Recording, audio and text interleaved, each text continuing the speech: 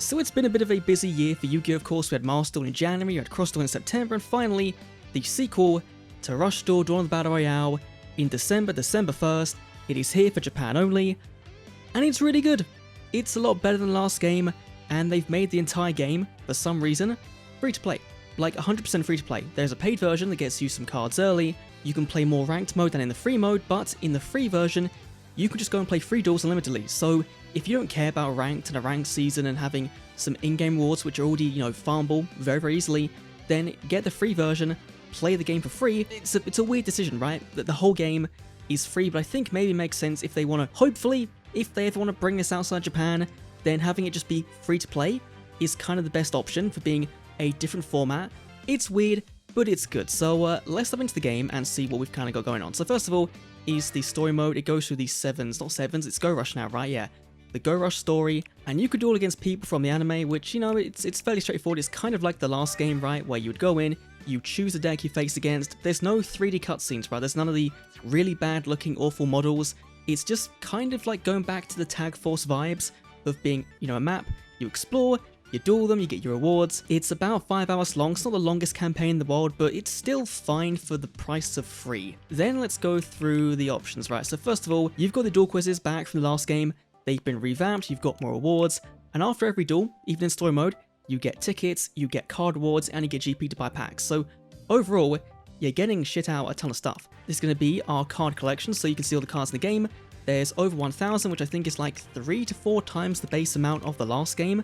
At least in English, right? Japan got some updates, but this one has way more cards, which is good, I think we're 2 packs behind, and we're getting those 2 packs in very early 2023, with the new rule revision giving us more than 1 legend. So it's going to be out of date for about a month-ish, and then be fully up to date, which is really cool. Then we've got the missions, which is just kind of straightforward. Once you complete them, you get rewards, and it tells you the date you completed on, which is pretty cool. I'm just going to press X to claim on mine now, get a bunch of tickets and some go-up points, and now I've got even more, right? Is there even more yet? More to claim? Okay. And now we're up to 200,000 go-up points, and 6,000 these rainbow things. I'm not too sure what they are yet, we'll find out in a minute. Then, was that Utopia with the baseball bat? That was Utopia with the baseball bat. Then there's these little, challenge mode things between each character, the main characters. So you've got Udias, you've got Yuumu, you've got Yuhi, I think, and Gakuto's, or Gavin's descendant, I think it is, and that's it. So, a little fun little mode, right, just to go through and do some challenge duels and quizzes, which seems fine, get some rewards. Then, we've got the shop, and they have done a huge change on this one. There's no time limit stuff. There's none of that reset in the shop, and buy your player icons. You can go and buy, what's this? This is the, your deck, this deck recipes, right? Yeah, so if you've seen from the first game, there's tons here. You can go and buy, let's say, Otis's Blue Eyes deck. This is the first one you got in the campaign for the last game. If you missed it out, then you can now go and get it. There's also the deck cases, right? So different designs. There's also going to be your sleeves, which again, there's every card in the game that's got a sleeve, which is pretty cool. If you want to rock out a Blue Eye sleeve, it's going to cost you. If you want a lesser fiend, then it's going to be 50. Once you've been a character in the game, then you'll get them here to purchase, and the same will go for the Rush Duel ones, from 7s.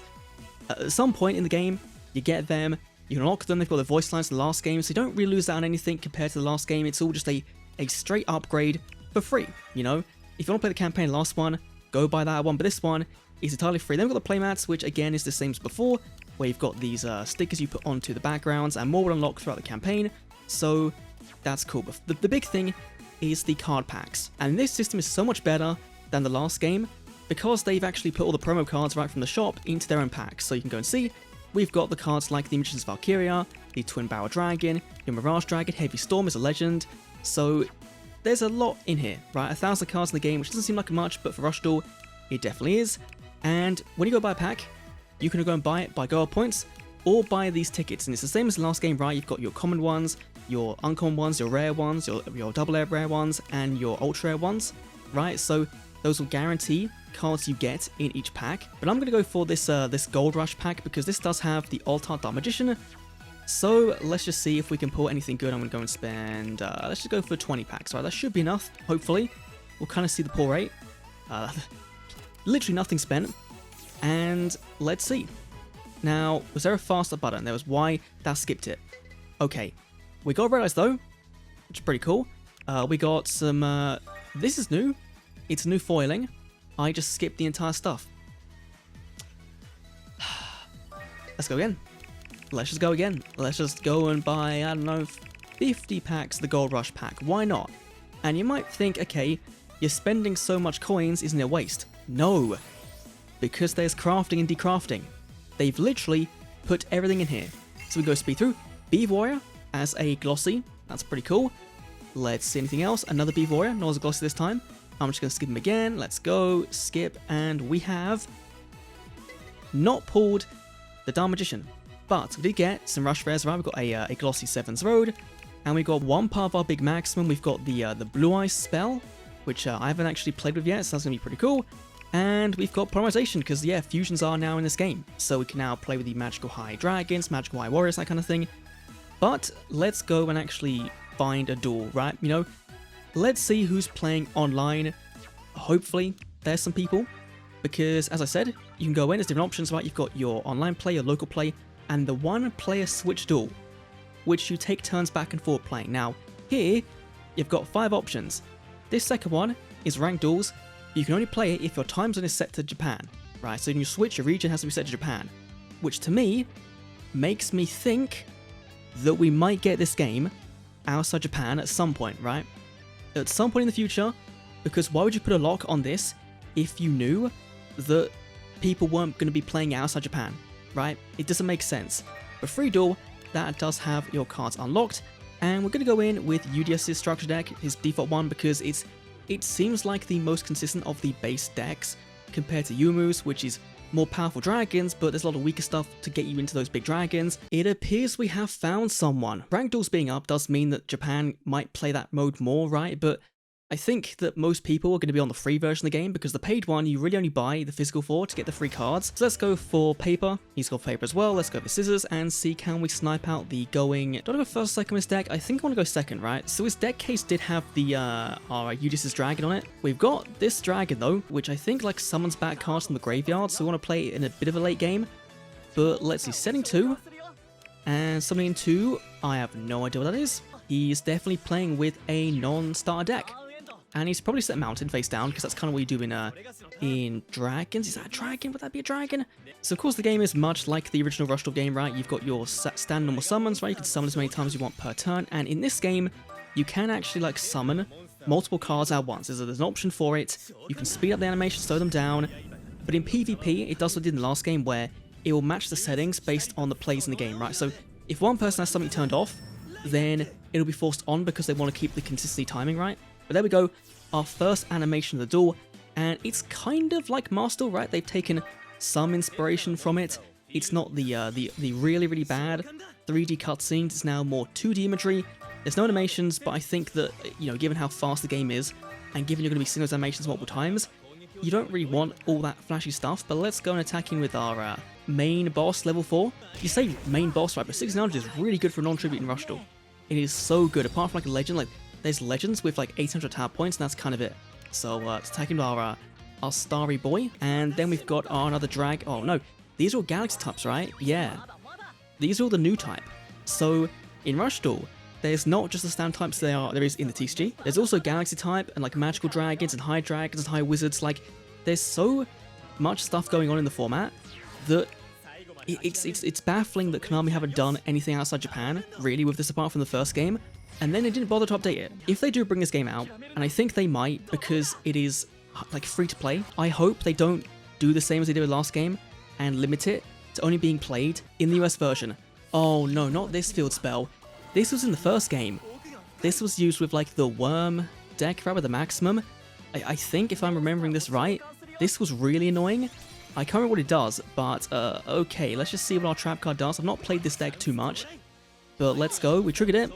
And we're going to, I think, gain some attack points, right? So I'm going to choose our little star boy just to make him a bit bigger, maybe, hopefully. That will work. Hey, okay. So now he can't beat over us with this this worm-looking thing. It's a dinosaur. It's a dinosaur. Also, on the screen, you've got these status effects, right? Showing your level, your attribute, your type. It also shows you when you can attack, and when you can attack multiple times, and when you can't attack. So even if you're not like a Japanese speaker, you can kind of understand what cards can do based on the status effect, which is really cool. You know, it's a really good way kind of gone about like making the game more accessible. But at the same time, still, it would be nice if it was not in Japan only, but I understand it. But he can only really take out, he can crash with this mid one into our guy on the left, and then his second one could go into, he's gonna crash with our Transmac Almu guy, I think. I can't remember the guy's name, I'm probably bushing it. It's something like that, right?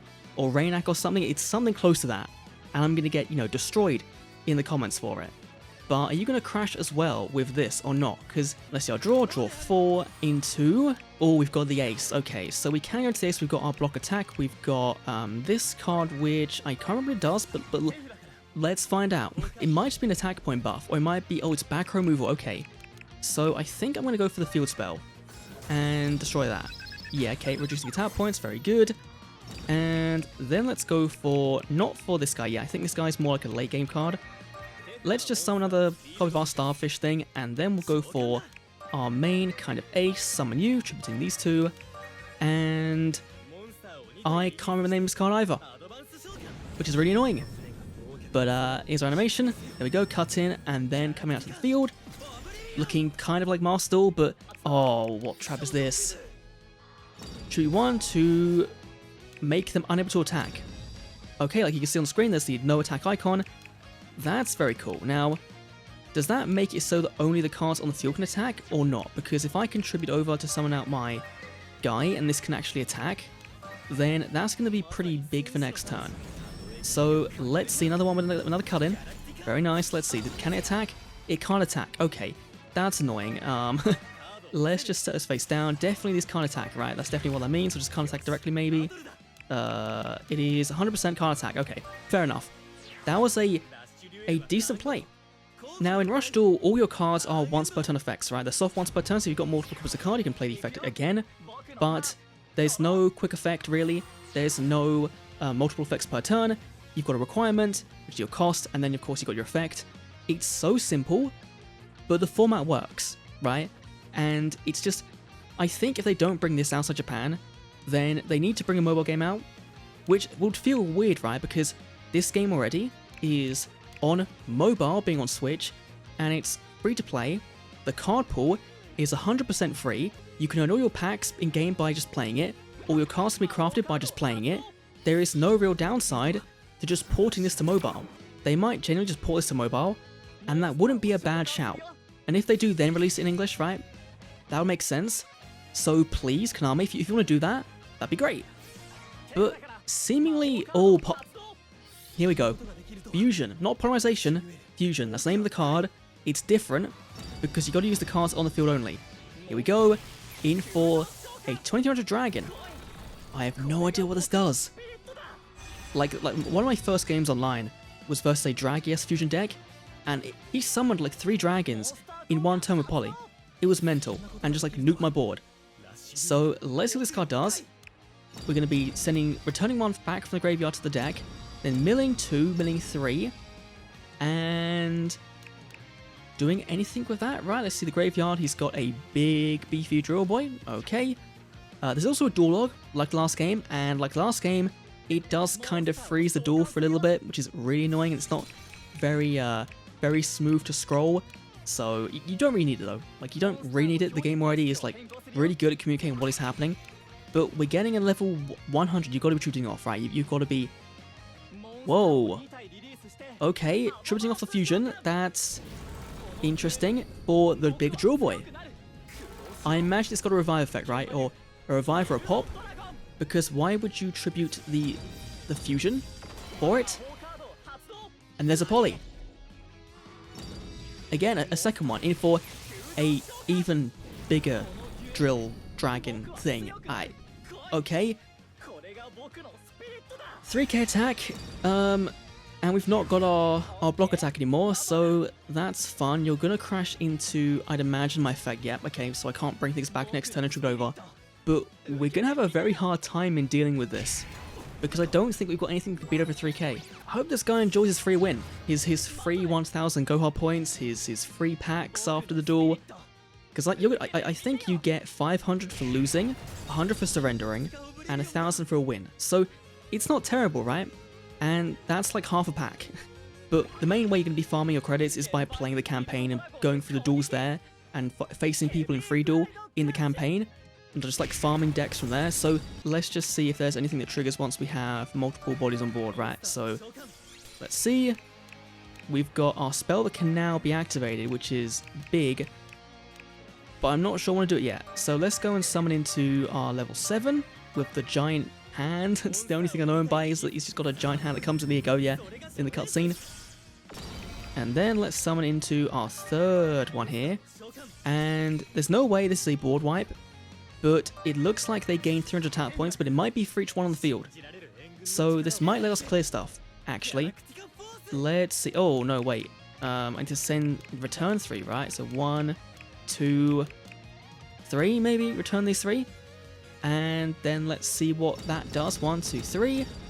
And then I'm going to be gaining attack points.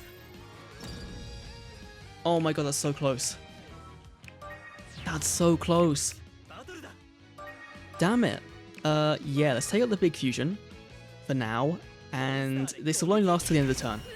Like, there's no way this goes across turns, because if it does, then we're kind of safe from this. But that is very annoying. That we're 100 points off clearing this and then just attacking directly. Ugh, okay. There's a Legend, Moss Reborn. Gonna bring back probably the fusion, I'd imagine. Yep, okay, there we go. He's got the rare version with the rare name. There was no real animation. Oh, there we go. There we go. There we go. There's the animation for Reborn. That's pretty cool. Yeah, I think we might be done. And then the effect activates. It's going to be clearing the field spell to pop a card on the field. Pop 2 cards on the field. Yeah, that's just that's just game. Fair enough. Here we go. Final 2 attacks. Unless you can't attack with anything else. No, you can do. Okay. Fair enough. Attacking with this one. And then we're going to get the Master-like finishing blow lines come in from the side, which looks pretty cool. And the fire's going to engulf us. We're going to lose a duel. And then we're going to gain some nice little GP. There we go. Looks cool at least, right? You know? And that duel took us, what? A good 15 minutes, right? So for playing with a starter deck, I think we didn't do too bad, right? So we lost, got some GP. We got some rewards towards more GP, right? And I think we also get, yeah, we got 1 pack ticket. So we're not down that bad, right, for just playing the game. We can quit out back to the menu, or face with a different deck, or go back into with the same partner and duel again, right? So it seems pretty fun, right? And I think that the lower budget, right, I guess because there's no 3D models compared to the last game, actually makes this feel like a lot better of a game, and a lot more coherent and consistent, and a lot more polished. And of course, there we go, Dimension Girl. That is my first real look at Rush Duel for Switch version 2. The better version, please Konami, give us this in the West with full crossplay with Japan, please, or a mobile game or something, a Jump Fest would be great. Anyway, leave your thoughts down below. I'll see you on the next Duel Links video. Probably will be Duel Links, yeah. See you then.